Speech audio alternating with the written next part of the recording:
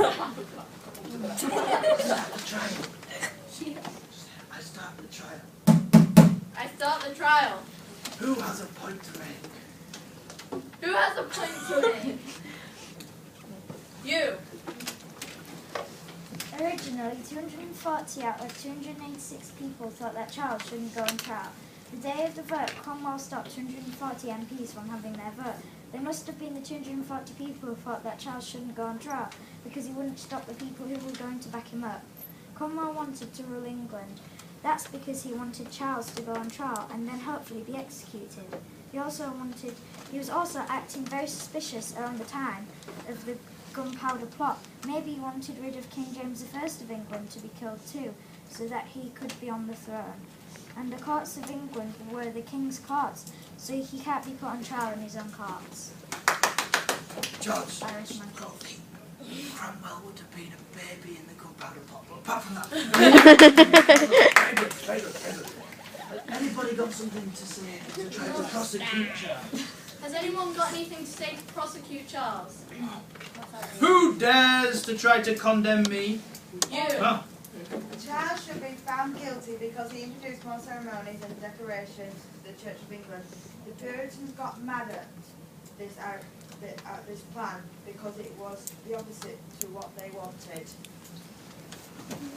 I've got something. Who are cheer?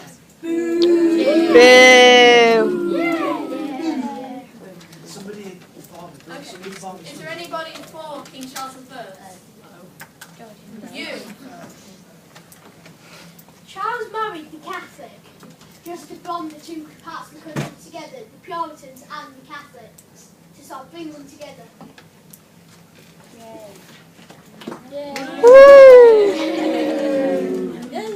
there anybody who wants to prosecute Charles I? What does that mean? It means that put me away. Oh, right. You.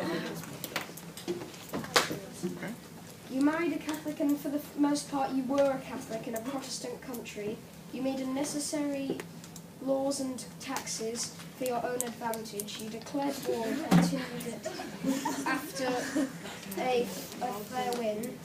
You are the reason of all the damage, murder, crime and death that has taken place over the last 6 years. You have been listening to the hundreds of problems the Parliament has less and less.